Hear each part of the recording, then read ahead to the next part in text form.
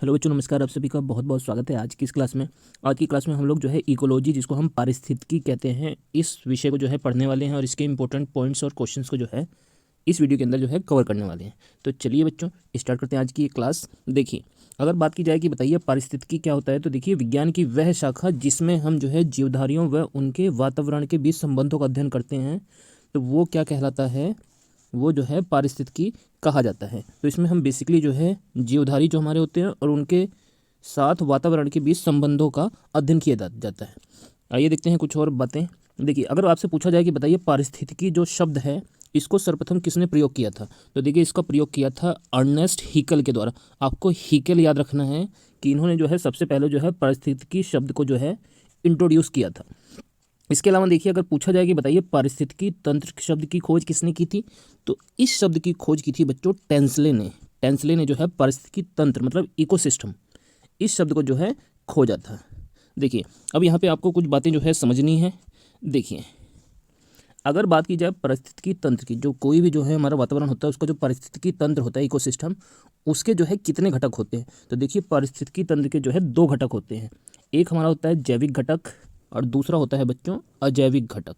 तो अगर पूछा जाए कि बताइए पारिस्थितिकी तंत्र के टोटल कितने घटक होते हैं, तो दो घटक। अब देखिए, जो ये जैविक घटक है ये तीन भागों में बटा हुआ है, जिसमें से पहला भाग होता है उत्पादक, इसके बाद होता है उपभोक्ता और तीसरे होते हैं अपघटक। तो जैविक घटक तीन भागों में बटा है, उत्पादक, उपभोक्ता और अपघटक। इसी प्रकार जो हमारा अजैविक घटक होता है ये जो है अकार्बनिक, कार्बनिक और जलवायवी भागों में बटा हुआ है। ठीक है, और इसके अंदर जो है क्या क्या आता है अजैविक घटक के अंदर, तो ये पेपर के लिए मोस्ट इंपॉर्टेंट पॉइंट है कि अजैविक घटकों का चयन करने के लिए एग्जाम में आता है। तो आपको याद रखना है कि जो जल है, इसके साथ में प्रकाश हो गया, खनिज, ताप, टेम्परेचर, वायु, आर्द्रता मतलब ह्यूमिडिटी और मृदा, ये सभी को जो है अजैविक घटक के अंदर जो है रखा गया है। देखिए बच्चों, इसके अलावा कुछ एक्स्ट्रा फैक्ट यहाँ पे दिया गया है, आप इसको एक बार जो है देख लीजिए। देखिए, जो हमारी राष्ट्रीय वन नीति है इसके अनुसार जो है पर्यावरण के लिए जो है 33% जो है क्षेत्रफल पर जो है वनों का जो है आवरण जो है या वनों का उपस्थिति जो है अनिवार्य है। तो कितने परसेंट क्षेत्रफल पर बताइए, 33% क्षेत्रफल। और अगर बात की जाए भारत की, तो वर्तमान समय में लगभग जो है भारत में जो है 24.56% क्षेत्रफल पर जो है वन है। ठीक है, आपको ये बात जो है ध्यान रखनी है। इसके अलावा देखिए कुछ और बातें इसके अंदर दी गई है कि अगर पूछा जाए कि बताइए सबसे अधिक जो है वन भारत के किस राज्य में है, तो ये मध्य प्रदेश में है। इसीलिए मध्य प्रदेश को टाइगर स्टेट भी कहा जाता है बच्चों। इसके अलावा देखिए, अगर पूछा जाए कि बताइए टाइगर मैन ऑफ इंडिया किसे कहा जाता है, तो ये बोला जाता है बच्चों कैलाश सांख्याल को।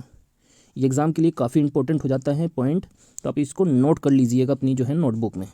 इसके अलावा अगर पूछा जाए कि बताइए बर्ड मैन ऑफ इंडिया मतलब पक्षी वैज्ञानिक जो भारत के जो है सबसे बड़े माने जाते हैं, तो वे थे बच्चों सलीम अली। इनको बर्डमैन ऑफ इंडिया कहा जाता है। इसके अलावा देखिए एक हमारा तीसरा पॉइंट है वाटरमैन ऑफ इंडिया। तो देखिए वाटरमैन ऑफ इंडिया बोला जाता है राजेंद्र सिंह को। तो इनको आप जो है याद कर लीजिएगा, वाटरमैन। ठीक है, दोबारा मैं बता दूँ तो टाइगर मैन है कैलाश सांख्याल, बर्डमैन है सलीम अली और वाटरमैन है राजेंद्र सिंह। तो ये कुछ एक्स्ट्रा फैक्ट दिया गया था। चलिए अब हम वापस आ जाते हैं जैविक और अजैविक घटकों पर। तो देखिए मैंने आपको समझा दिया कि अजैविक घटक के अंदर जल, प्रकाश, खनिज, ताप, वायु, आर्द्रता और मृदा आती है। जबकि बच्चों जैविक घटक के अंदर जो है तीन भागों में ये बटा हुआ है, उत्पादक, उपभोक्ता और अपघटक।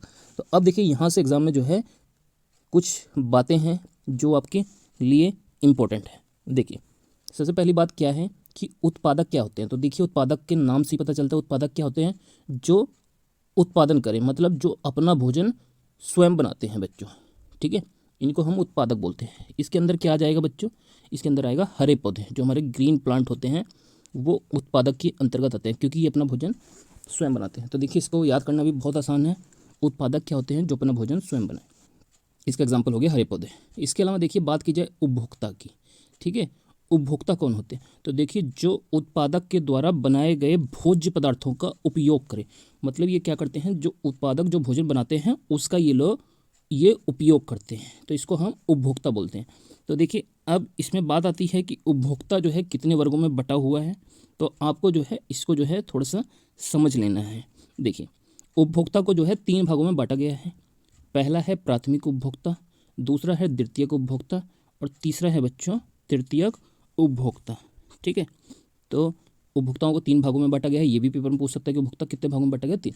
अब देखिए प्राथमिक उपभोक्ता में जो है कौन आते हैं तो देखिए प्राथमिक उपभोक्ता के अंदर बच्चों हरे पौधे को जो खाते हैं वे आते हैं। ठीक है, तो जो हरे पौधों को खाते हैं उनको जो है प्राथमिक उपभोक्ता को माना गया है। अब देखिए हरे पौधे कौन खाता है, तो हरे पौधे खाते हैं बच्चों गाय हो गई, भैंस हो गई और बकरी। ये क्या खाते हैं बच्चों, हरे पौधों को खाते हैं।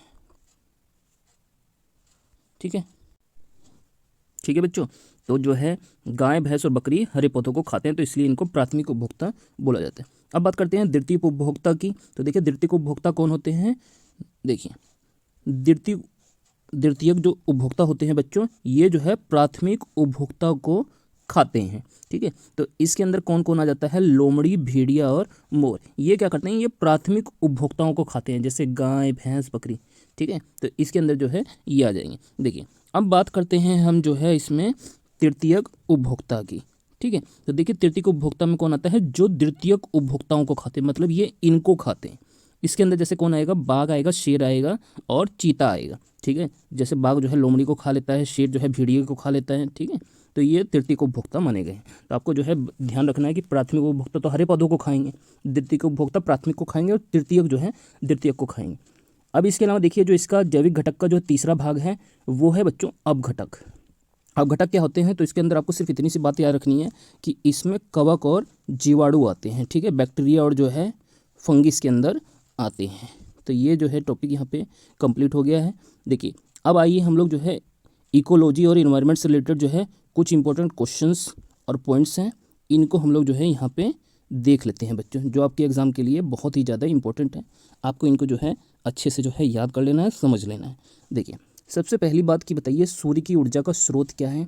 तो देखिए जो सूर्य है वो अपनी ऊर्जा बनाता है नाभिकीय संलयन प्रक्रिया के द्वारा, जिसको हम लोग न्यूक्लियर फ्यूजन प्रोसेस कहते हैं।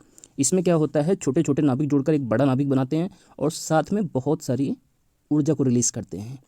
ठीक है, तो सूर्य की ऊर्जा का स्रोत हो गया नाभिकीय संलयन प्रक्रिया। ठीक है, आपको ये भी पता होगा कि सूर्य का प्रकाश जो है 8 मिनट 16.6 सेकंड में लगभग पृथ्वी पर जो है आ जाता है और चंद्रमा का प्रकाश आने में 1.3 सेकंड लगता है।